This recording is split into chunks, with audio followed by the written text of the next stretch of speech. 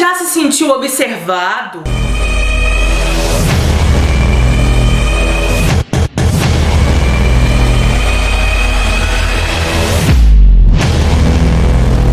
Conheçam Karen Slattery. Karen era uma menina de 14 anos que vivia em Delray Beach, na Flórida. Ela morava com seus pais, tinha 2 irmãos, um irmão mais velho que já não morava com eles e uma irmãzinha mais nova que se chamava Debbie. Debbie era o tipo de irmãzinha que queria fazer exatamente tudo que a irmã mais velha faz. Se Karen fizesse balé, ela fazia. Se ela estudasse música, ela queria estudar também. Ela queria seguir todos os passos de sua irmã. Karen era uma menina muito estudiosa, ela tinha o sonho de ser professora e amava crianças. Ela também sempre gostou de ganhar o seu próprio dinheiro, mesmo vindo de uma família com poder aquisitivo alto, pois eles moravam em um lugar nobre da Flórida. Ela sempre gostou de ganhar o seu dinheiro, então ela trabalhava como babá por diversas vezes. E essas famílias que ela trabalhava sempre eram conhecidos de seus pais, então seus pais nunca acharam ruim, eles sempre deram total apoio para ela. Como eles viviam em um local considerado muito seguro, eles nunca ouviam falar sobre crimes ou que tinha acontecido algum roubo ou algum assassinato. Eles viviam de maneira tranquila e despreocupados. Porém, o que eles não sabiam é que em Boca Raton, um local a poucos quilômetros de onde viviam, no dia 9 de fevereiro de 1984, Marilyn Manley, uma menina de 18 anos, estava em seu apartamento indo dormir. Mas ela não sabia que tinha um homem que já estava vigiando. Ela foi para seu quarto e dormiu. E poucos minutos depois, esse homem invadiu a sua casa e com um objeto de metal, ele começou a golpeá-la diversas vezes. Ele bateu tanto, mas tanto nela, que um dos lados de sua cabeça afundou. A parte esquerda de seu crânio chegou a tocar em seu cérebro. Após toda essa tortura, ele saiu do local. Marilyn se arrastou até a porta do apartamento de seus pais, que era de frente ao dela, e logo eles a levaram ao hospital. Os médicos fizeram a cirurgia nela e disseram que ela só conseguiu se salvar porque ela realmente morava em frente ao hospital, que se demorasse mais alguns minutos, ela não teria conseguido sobreviver. Precisou ser colocada uma placa de metal em sua cabeça. Os policiais então investigaram, mas eles não encontraram nenhum suspeito próximo ao local. Nem Karen e nem seus pais tinham noção de que algo tão brutal tinha acontecido tão próximo à casa deles. Então, no dia 24 de março de 1984, Karen foi chamada mais uma vez para ser babá na casa dos amigos de seus pais. O pai das meninas sempre a levava para casa depois, então seus pais sempre ficavam despreocupados. Então, a mãe de Karen a levou até a casa da família Helms. Chegando na porta, ela se despediu de sua filha, desejou a ela boa sorte, elas se despediram e sua mãe foi embora. Karen seguiu em direção até a casa da família Helms, uma casa também que era localizada em uma área nobre. Era costume local não haver cercas e nem nada que delimitasse uma casa da outra. Os habitantes locais tinham costume de plantar árvores e eram essas árvores meio que faziam essa divisão. Karen então chegou até a casa deles, conversou um pouco com o senhor e a senhora Helm. Eles a instruíram a fechar as portas, que eles voltariam à meia-noite. Então eles se despediram de suas filhas, que estavam muito contentes e eufóricas, pois elas amavam Karen. Uma tinha 7 anos e a outra 2 aninhos. Após eles saírem, Karen trancou todas as portas, foi até a sala, colocou alguns filmes, elas comeram, brincaram, ela fez tranças nos cabelos das meninas. Só que até então ela não tinha notado que havia um homem do lado de fora analisando cada passo que ela dava. Ele estava escondido entre alguns arbustos, olhando pela janela. Esse homem estava de bicicleta, então ele deu a volta na casa, foi até o quarto principal onde os pais das crianças dormiam, cortou a tela de proteção da janela da suíte e entrou na casa. Então, sem que elas percebessem, ele andou por toda a casa, as observou, ficou por um tempo ali e depois ele decidiu ir embora. Ele saiu pela mesma janela que ele havia entrado, pegou sua bicicleta e seguiu seu caminho. Então ele foi pedalando até um bar, bebeu e ficou fumando maconha. Às 9 horas, como de costume, Karen colocou as 2 meninas para dormir. Ela leu uma historinha e deixou elas no quarto dormindo. Então ela foi até a sala, assistiu algo na TV, comeu, tirou um cochilo e quando foi 10 horas, ela ligou para sua mãe, como já era costume dela sempre fazer quando estava trabalhando de babá, para que a sua mãe ficasse tranquila sabendo que ela estava bem. Alguns minutos depois, o mesmo homem que a vigiava volta até a casa e entra novamente.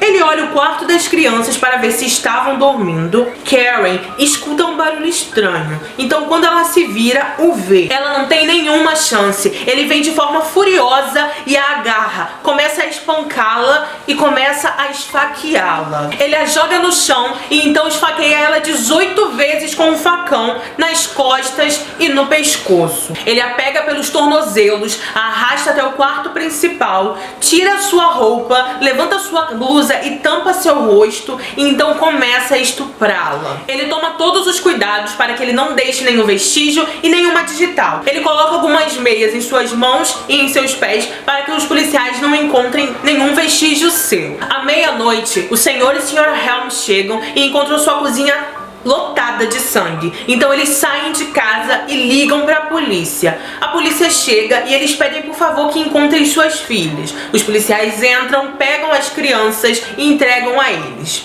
Logo após, eles seguem o rastro de sangue por onde Karen foi arrastada e encontram seu corpo desfalecido. Acredita-se que as crianças estavam dormindo, porém, um dos investigadores chegou a dizer em uma entrevista que a irmã mais nova falou sobre um índio mau com sangue na boca. Os policiais não encontraram a arma do crime porque ele havia levado com ele. Eles só encontraram rastros de pneu de bicicleta pelo chão. Então os policiais começaram a procurar por toda a região. Naquela mesma noite, eles foram até a casa da família de Karen e deu a fatídica notícia. Seus pais ficaram completamente devastados. 2 meses se passaram e os policiais não tinham nenhuma pista. Porém, na faculdade de Boca Raton, Flórida, uma mulher estava dormindo em seu alojamento quando no meio da noite ela acorda e leva um susto, pois tinha um homem em sua janela observando. Ela começa a gritar, este homem se assusta e vai embora. Outras mulheres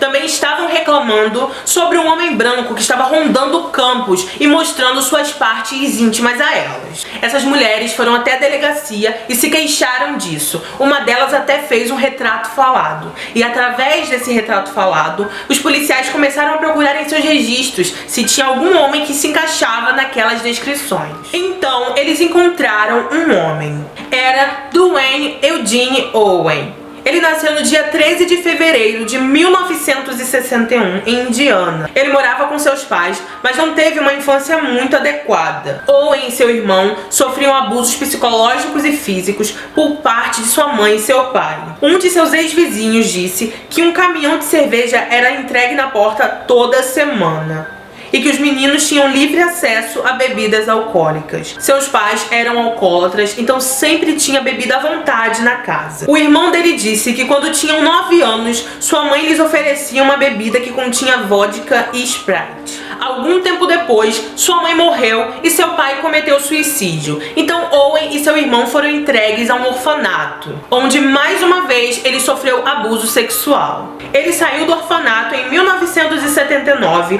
passou por algumas cidades, até que em 1982 foi para a Flórida, onde seu irmão estava morando. Em 1982, ele foi preso por importunação sexual e roubo. Ele roubava fotos de mulheres e roupas íntimas. Em 1983, ele também foi preso em Michigan com substâncias ilegais.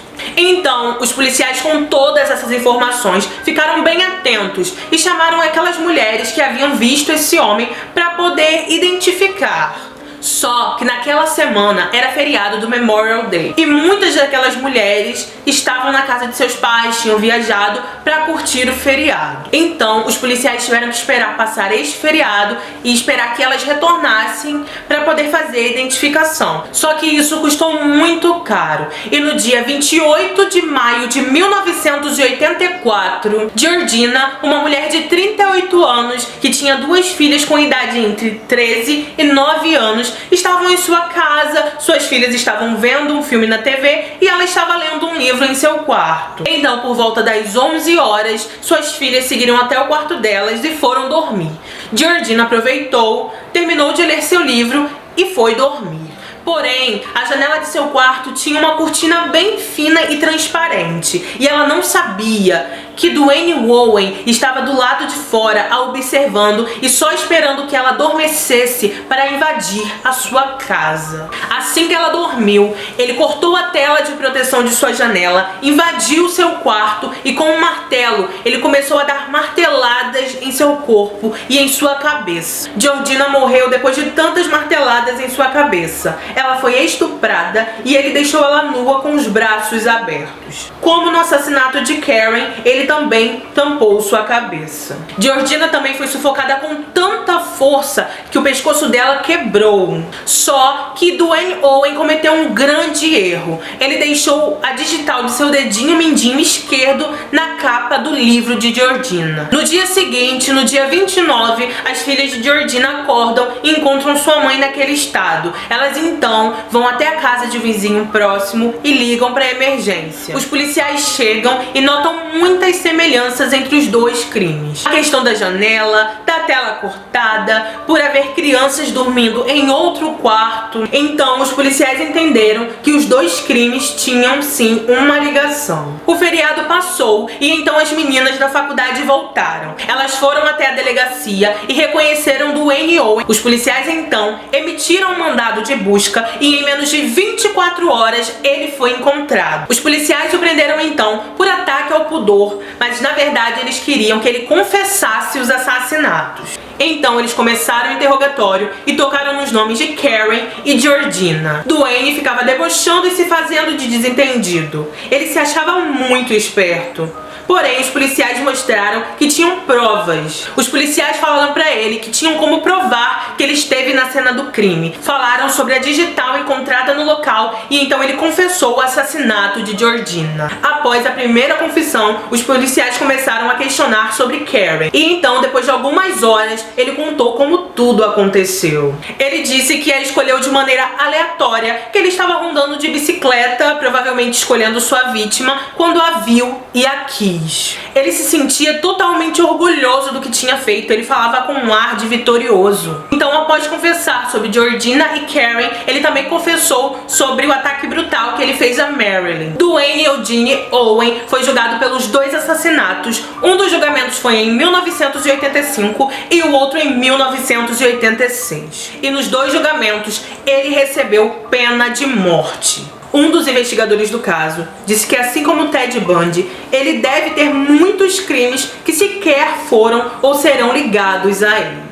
Alguns anos depois, foi feito outro julgamento pela morte de Karen, pois Owen dizia que ele não tinha confessado. Para esse novo julgamento, precisaram exumar o corpo dela. Porém, mais uma vez, ele foi julgado culpado e levou pena de morte. Eugene, pai de Karen, morreu em 89 em uma queda de avião, 5 meses após Owen ser condenado novamente. Em 2017, 30 anos depois dos assassinatos, Owen volta à corte, pois algumas leis no estado da Flórida mudaram. Para a pessoa ter pena de morte, todos os jurados precisam votar que sim. No caso de Owen, 10 votaram que sim e 2 votaram que não. Então eles se aproveitaram disso para fazer outro julgamento.